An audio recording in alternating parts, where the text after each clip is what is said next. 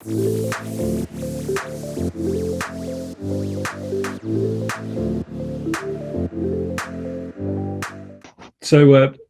during isolation, I've asked myself a lot of questions, but one of the main ones was, can festivals and what we do be more sustainable? Can we also promote more sustainable ideas about how we're all going to live in the future through light festivals and through light art? And can we develop a way of working which is common, that's more sustainable? So next slide, please, Jessica.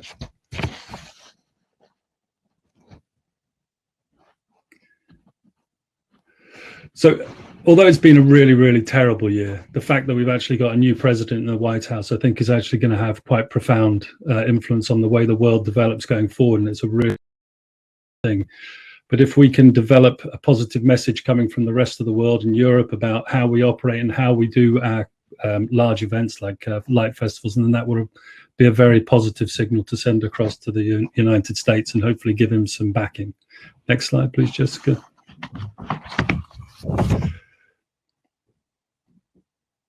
So this is why what we do.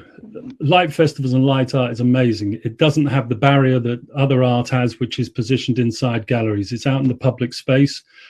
All the people of the city come together, young and old. None of these people in the photograph in Adelaide knew each other. They were all experiencing this piece for the first time. This is a piece by Squid Soup called Submergence.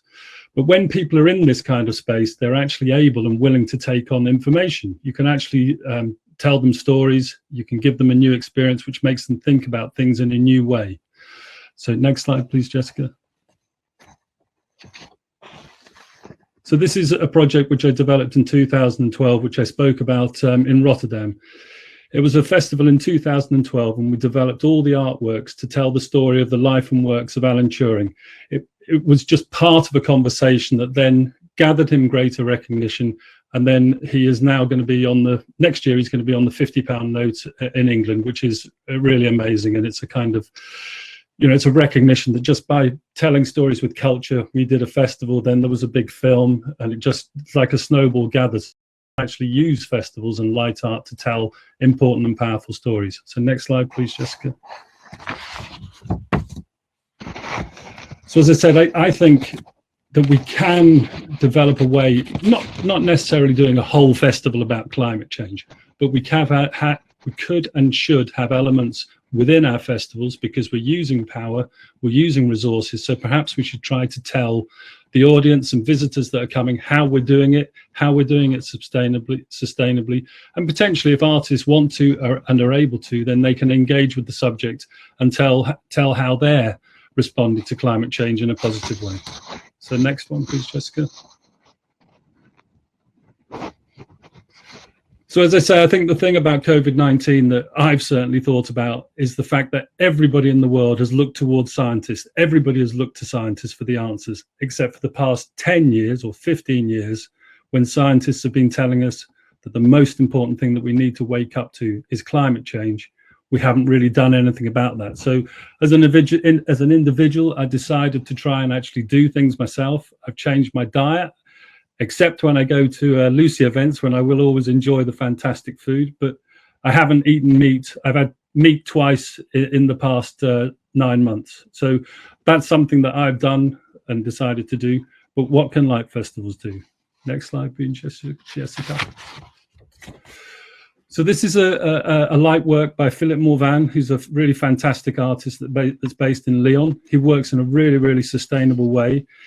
All these lights on this piece, which is called Dots, are reused and effectively upcycled light fittings that he bought secondhand that already had their life, and he's given them a whole new purpose and a whole new life. So by building a really great light work, which he then enhances with a soundscape, he creates something which is sustainable. But the way he builds it, I think, if we can communicate that to audiences, we demonstrate that we're trying to exhibit works that have a positive message and also show people that they can reuse and recycle the things that they perhaps have in their lives and in their homes. So this is called a piece called Dots. This is exhibited in Durham. So next slide, please, Jessica. So this is essentially the same materials reconfigured and recomposed to create new artworks, but with the same materials, and here exhibited in Brussels, Lyon, and Lucerne. But I think so long as we communicate to the audience that this is what we're doing, it's got to be a positive thing to do. So I think we should do it more often. But I think the really important thing to remember is it's not easier and cheaper to make things by recycling. It's actually much more difficult. It takes more time to source the materials, and then you have to process the materials in a much more complicated way. So perhaps when we see that on an application as curators and festival organizers, we should actually think, right, we might need to give this a little more budget than we would to just something that's being bought and created. It's just something that I think we need to consider more. Next slide, please, Jessica. Oops. So the other thing that I wanted to touch on was the way that we get our artworks and our artists. This is a piece that was originally commissioned by Montreal in Canada called Wavefield. But they wanted to show this in the UK. So the UK has a network in the north of England called the Light Up the North network. So what they decided to do was, as a group of festivals, they decided to commit to exhibiting this piece all over their network. So they shipped it over once. It saved them some money, but also it greatly reduced the carbon footprint, because people who actually work in this space, when we travel around, we see a number of artworks that have obviously had to zigzag across the globe by flying, which it's just the way it is sometimes. But I think if we are able to develop a way of communicating or develop some tools, we can actually reduce the effect reduce the amount that this happens, and then try to develop a more sustainable way of working and operating. So next slide, please, Jessica. So the other thing I wanted to talk about is what could be done. I mean, I think all festivals, I haven't managed to do it myself, but I think all festivals should be looking at offsetting the carbon footprint that their festival creates. So maybe that would be a great thing for a sponsor to get. If I had a big company and I could sponsor the Lyon Light Festival or Glow in Eindhoven to pay for all the carbon of all the power used in the festival, then I think that would be the kind of advertising that I would really like. The only festival I know of that actually really does it actively is Lux. They completely offset all the carbon that is used within their festival. So Lux in Helsinki use a company called Compensate, which unfortunately don't operate in the UK at the moment, but I'm looking to maybe contact them with the idea of maybe getting a series of light festivals to have corporate membership in order to be able to offset effectively. Next slide, please, Jessica. So the other thing that I think we need to think about is how we travel and how we get our artists and artworks to travel. So the image shown in the picture was a 360-degree mapped projection onto the Festival Theatre in Adelaide. It was developed by an artist that lives and works in the UK, but they worked with the University of Adelaide to use microscopic film taken from the river, which is very close to this theatre, and then developed a moving artwork which was projected around. But the artist never travelled to Australia, which is obviously much more positive in terms of carbon footprint. And one of the things that has happened during COVID that's been very positive is artists have been willing to make more technical riders and been willing to ship their work, but without a team of people travelling with them. The cultural exchange is obviously really, really fantastic, and it's important for artists to go places. But I just think if we can, when we're doing things like displaying projected work, there isn't necessarily a need for the artist to travel all the time, which is, you know, a bit sad for the artist, but at the same time, if we can reduce that carbon footprint, then it's got to be positive going into the future. Okay, next slide, please, Jessica. So in terms of what's happening now is next year, the COP26 Climate Summit will be held in Glasgow between the 11th and the 1st of November. And the City Council are open to looking at sustainable light works in order to enhance and make the city of Glasgow look fantastic when the images are projected around the world. So Glasgow is a great city, important industrial heritage, so it's a really fitting place for the Climate Change Summit to be. Next slide, please, Jessica. 17 seconds left, but I'll give you enough time to finish your slide. Okay. Okay, I've got two more slides. So I'm hoping that artists and perhaps member cities can become involved and send me some pieces that they have in existence or pieces that they think would be good. For instance, this piece has been proposed by a UK artist, but when I look at it as a sustain and try and make something sustainable, it would be between 100 and 200 kilowatts in order to pump the water and create the water screen. So next slide, please, Jessica.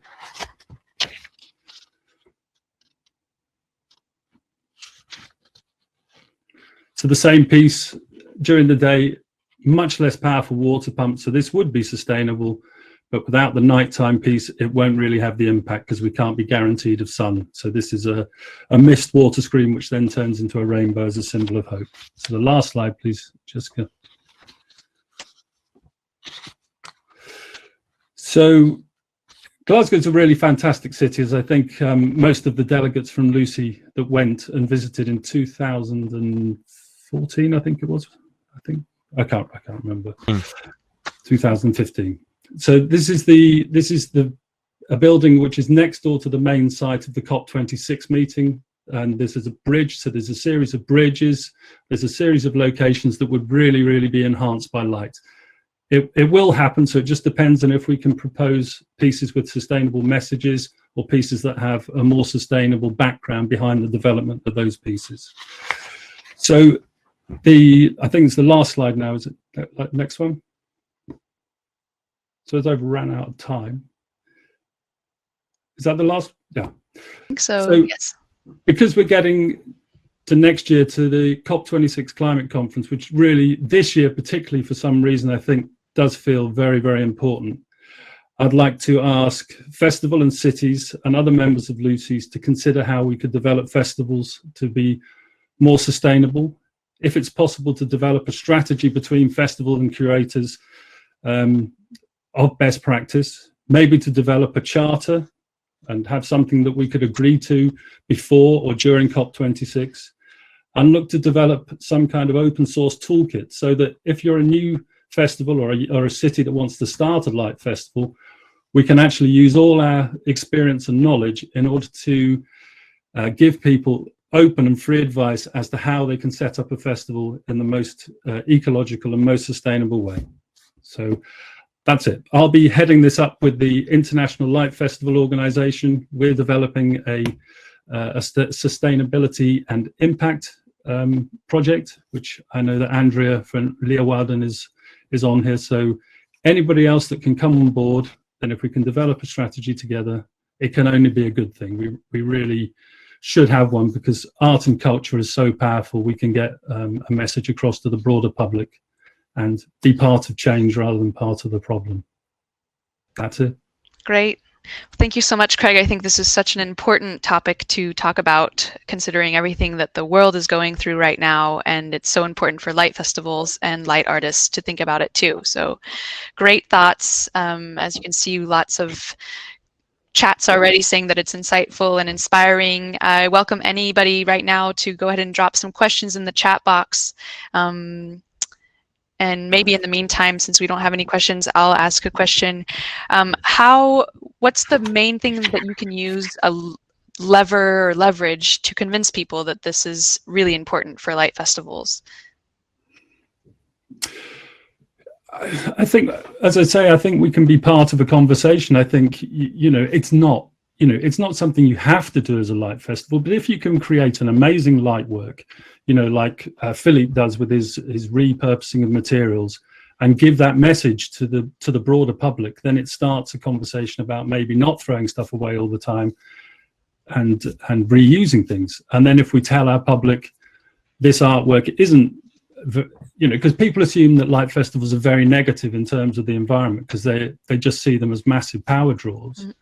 But maybe if we communicate to our audience that if you turn your heating down by 1 degree when you visit our festival, then all our festivals, if you have 700,000 or 1 million people, some festivals they have 1 million visitors. If all those people turn their heating down when they're visiting the festival by 1 or 2 degrees, that festival will be massively carbon neutral rather than using carbon. So it's a matter of getting some new ideas and getting people to not pay a ticket price to enter a festival, but you pay by you know, perhaps having some vegetarian food for the week leading up to the festival. It's just thinking different. But, you know, like I said, with Joe Biden coming in, who has actually, he's going to recommit to the Paris Accord. If we can be part of a conversation which means that the changes that he's going to try and make in America, if the message comes from here that we think that's a great idea, and we manage to have artworks and culture that promotes and supports that, then people around the world will look at it as a positive thing rather than something that is really, really difficult. Because of course it is going to be really difficult. Lifestyle changes are hard. But we've all just had a massive change in our life caused by COVID, and we've all coped with it. But if we believe the scientists, we have to make more changes in order to cope and to stop the sort of terrible effect that climate change will have. Absolutely. So we have quite a few questions here, Craig. So maybe what I'll let you do is read through them and maybe answer them in the chat if you'd like for the rest of the session, or connect with them. I think one from Howard again asking if you're working with university students is an interesting point. So maybe you can answer to that. And there's some other good questions. So thank you so much. Can I answer that quickly? Yeah, go ahead. Because I have worked with universities before, and they don't often work with light festivals because it's time. Normally, it's the time that the universities have, and also the lead time that a lot of festivals have. But it's something that, you know, I know that Eindhoven, for instance, they do have a much more integrated approach to working with their students and getting their students to contribute. And again, that's a really, really positive thing, because it means that an artwork developed in a city with the university is more site specific, but also it develops a deeper conversation. I don't think light festivals should be just a load of bright lights, like a fun fair that arrives in a city. Absolutely. It should be something that promotes and develops conversation between the city and its citizens, and perhaps the city, the citizens, and the world. Absolutely. Great. Well, really inspiring, Craig. Thank you so much. And I think that this is launching a lot of conversations to be continued. So we hope to continue these within LUCI as well. So thank you so much, Craig. Thank you.